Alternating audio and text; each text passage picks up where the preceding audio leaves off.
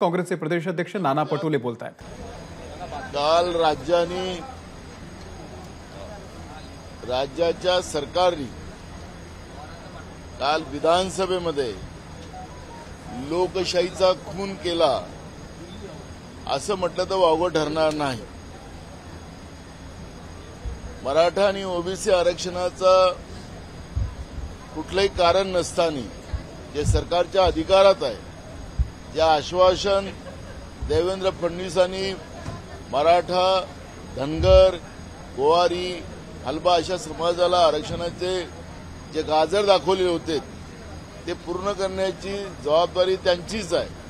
केंद्रात आणि राज्यात त्यांच्याजवळ बहुमताचं सरकार आहे, तरी सुद्धा विरोधकांवर दुर्घडी करायची, स्वतःच्याच आमदारांच्या हाताने विधानसभेमध्ये गोंधळ करायचा, विधान परिषदेमध्ये गोंधळ करायचा आणि या 94,000 कोटीच्या ज्या पुरवण्या मागण्या होत्या त्याच्या माध्यमातून आम्ही त्यांचं पितळ उघड करणार होतो की यांनी या राज्याच्या तिजोरीला कसं लुटलेलं आहे आणि राज्यातल्या जनतेला कर्जबाजारी करून महागाईच्या आगीमध्ये हे कसं झोकतात आहेत, हे सगळं विश्लेषण आम्ही काल मांडणार होतो। पण त्यांनी गोंधळामध्ये काल ज्या दोन्ही सभागृहात पुरवणी मागण्या मान्य करून हा एक लोकशाहीचं खून केलेला आहे आणि म्हणून या सरकारला आता जनतेने उत्तर दिलं पाहिजे।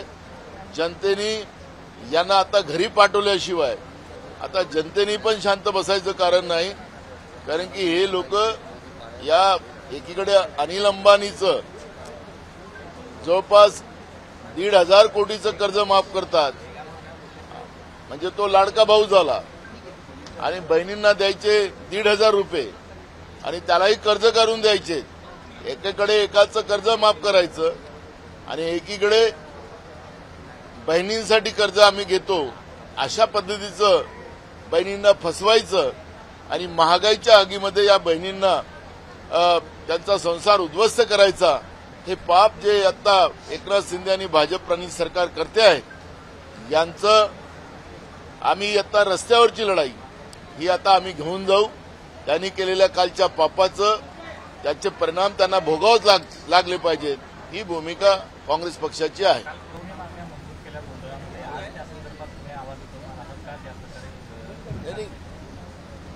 आज आम्ही विधानसभेत विचारू, पण कसं आहे, काल आपण पाहिलं की विधानसभेचे अध्यक्ष एकतर्फी कामकाज करत होते। या आम्हाला बोलायला संधी द्या, आम्ही म्हणत होतो, आम्ही उभं होतो आणि तेव्हाच हाऊस बंद केलं जात होतं। सत्ता पक्षाच्या आमदारांना, मंत्र्यांना बोलू दिलं जात होतं, त्यांचं पूर्ण ऐकू दिलं जात होतं। असं एकतर्फी सभागृह कधी पण या महाराष्ट्राच्या विधानसभेत चाललं नाही, दोन्ही बाजू ऐकल्या गेल्यात।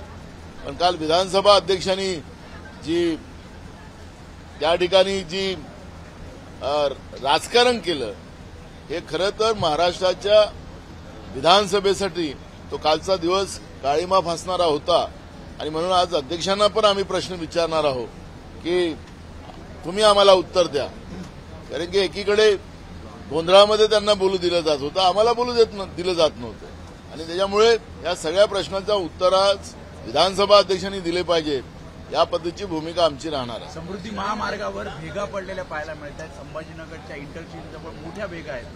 तर ज्याप्रमाणे अटल सेतूच्या बाबतची भूमिका आम्ही घेतली आणि त्याचं टिंगल राज्याचे मुख्यमंत्री विधानसभेमध्ये नाना पटोलेजी करत होते, जो यांचा समृद्धी मार्ग म्हणजे यांची समृद्धी त्याच्यात झाली, रोज लोकांचे जीव चाललेत, त्याच्यामध्ये मोठ्या प्रमाणात भ्रष्टाचार झाला, पण या सरकारला त्याची काळजी नाही। समृद्धी मार्गामध्ये झालेल्या भ्रष्टाचाराचे परिणाम आहेत, या समृद्धी मार्गाला सुद्धा भेगा पडलेल्या आहेत। पण हे निर्लज्ज सरकार आहे, या सरकारला कुठली लाज शरम नाही आणि म्हणून या सरकारला आता जनताच धडा शिकवेल असं चित्र आज महाराष्ट्रामध्ये आहे।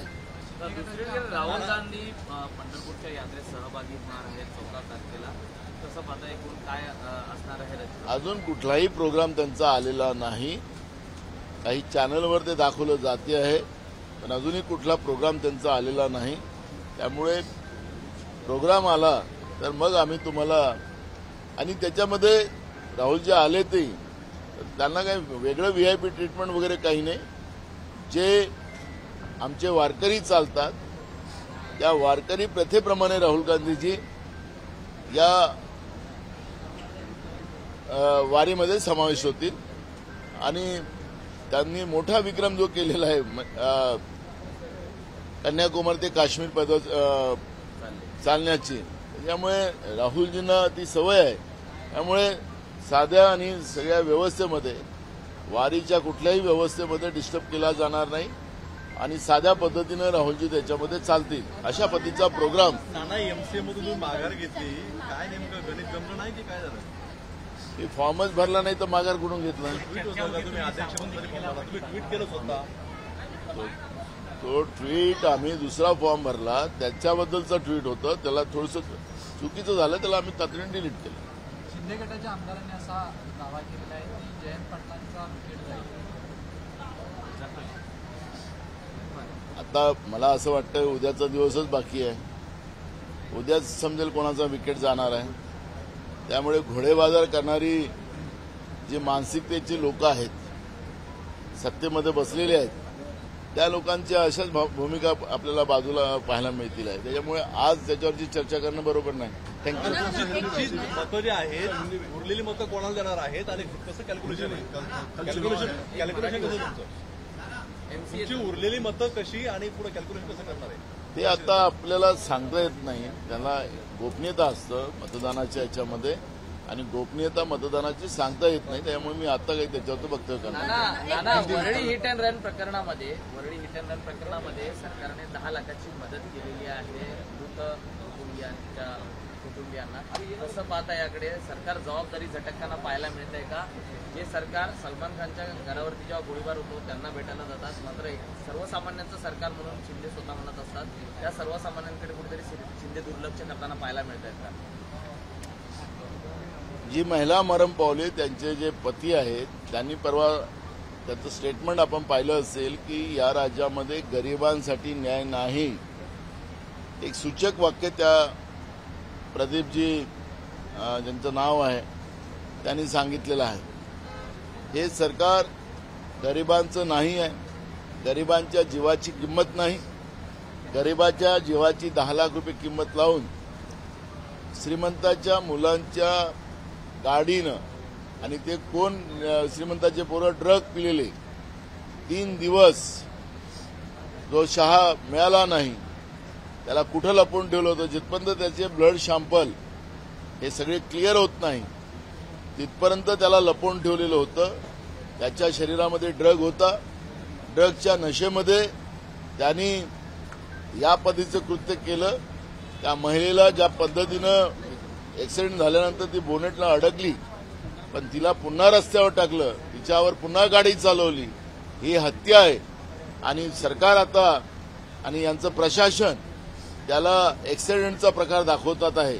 याचाच अर्थ सरकार आपल्या शहाला वाचवायला निघालेले आहे आणि त्या गरीब महिलेचा पती जो टाहो फोडतोय त्याचं ऐकायचं नाही. 10 लाख रुपये देऊन तू चूप राहा, ही जी सरकारची कपटी भूमिका आहे ते त्याच्यातून स्पष्ट होतं. या एकूणच घटनेत जे सीसीटीव्ही या आधीच्या घटना घडल्या त्यांचे बाहेर आले, मात्र या घटनेचे सीसीटीव्ही फुटेज बाहेर येत नाहीयेत. नेमकं काय कारण आहे? अनेक लोकप्रतिनिधी तिथे जातात, त्यांना देखील सीसीटीव्ही दाखवले जात नाहीयेत. नेमकं या सीसीटीव्ही काय दडलंय? कुणाला वाचवण्याचा प्रयत्न होतोय का? शहाला वाचवण्याचा प्रयत्न केला जातोय. हा शहा कोण आहे, कोणाशी त्याचं लिंकअप आहे दिल्लीशी, हे आपल्याला माहिती आहे. आणि हे गुजरात धार्जनी सरकार आहे, आणि या गुजरात धार्जनी सरकारचं हे कोणाचं ऐकणार आहे त्याच्यातून ते स्पष्ट होत आहे. त्यामुळे शहाला वाचवण्यासाठी दिल्लीतून फोन आलेला आहे आणि त्यांच्या आदेशाप्रमाणे राज्यातलं सरकार काम करते आहे. त्यामुळे हे सरकार हँडिकॅप्ड अपंग सरकार महाराष्ट्रामध्ये आपण पाहतोय. एक शेवटचा प्रश्न आहे. राज्यपाल नियुक्त 12 आमदारांची जी नियुक्ती आहे, कल चुनाव है क्या उसमें हॉट शेडिंग एक राज्यपाल नियुक्त 12 आमदारांची जी नियुक्ती आहे जुलै महिन्याच्या अखेरीस होण्याची शक्यता आहे. महायुतीचं हे सरकार जाता जाता कुठेतरी आपली संख्या वाढवण्यासाठी हा प्रयत्न करतंय का? बघा, या सरकारने जे पाप केलेलं आहे आणि त्यावेळेचे तत्कालीन राज्यपाल भगतसिंग कोश्यारी यांनी महाराष्ट्राच्या राज्यपाल पदाच्या त्या खुर्चीला जी काळीमा लावून गेलेली आहे तो हा महाराष्ट्र कधी विसरणार नाही. कारण की हे जे 12 राज्यपाल नियुक्त जे आमदार असतात ते विविध क्षेत्रामध्ये त्यांचं काम असते आणि त्यांचा उपयोग महाराष्ट्राला मोठ्या प्रमाणात होतो. पण हे 12 आमदार नियुक्त होऊ न देणं, एन आपलं सरकार कसं हे सरकार जे महाविकास आघाडीचं कसं पाडता येईल त्याच्यावर ते राज्यपाल काम करत होते, भाजप काम करत होते, दिल्लीतलं सरकार करत होतं. त्याच्यात ते यशस्वी झाले. प्रकरण कोर्टामध्ये आहे त्यामुळे ते थांबवून ठेवलेलं आहे. अजूनही कोर्टामधून त्याचा कुठला निकाल आलेला नाही. त्यामुळे राज्यपालांनी केलेली कृती त्यावेळेच्या भगतसिंग कोश्यारींनी केलेली कृती होती ती संविधानिक विरोधी होती आणि या माध्यमातून महाराष्ट्राला या संविधानिक व्यवस्थेचा खून त्या खुर्चीवर बसून त्या भगतसिंग कोश्यारींनी केलं त्याचा परिणाम आहे. आणि भाजपची ही कूटनीती जी आहे ही संविधानिक व्यवस्थेला पकडून नाही, एन प्रकारे सत्ता कशी काबीज करता येईल, आम्ही लोक सत्तेत कसं राहू, त्यासाठी संविधानाचा रोज खून करण्याचा, लोकशाहीचा रोज खून करण्याचं काम जे भाजप करते त्याचा हा परिणाम आहे की राज्यपाल नियुक्त आमदारांना गेल्या 2-2.5 वर्षापासून म्हणजे पूर्ण आता 5 वर्ष झाली, 5 वर्ष आम्ही नियुक्त करू शकलो नाही. हे महाराष्ट्रासाठी खऱ्या अर्थानं भयानक, म्हणजे शाहू फुले आंबेडकरांच्या महाराष्ट्रामध्ये या पद्धतीची घटना व्हावी हे खऱ्या अर्थानं चुकीचं आहे. शासनाने एक GR काढलेला आहे. चुनाव है 12 उम्मीदवार खड़े हैं, विपक्ष का सत्ता पक्ष का बोलना कि जैसे हमने 22 में खेला किया था इस बार भी हम वैसे करेंगे. देखो, अभी बहुत सारा खेल बदल गया है.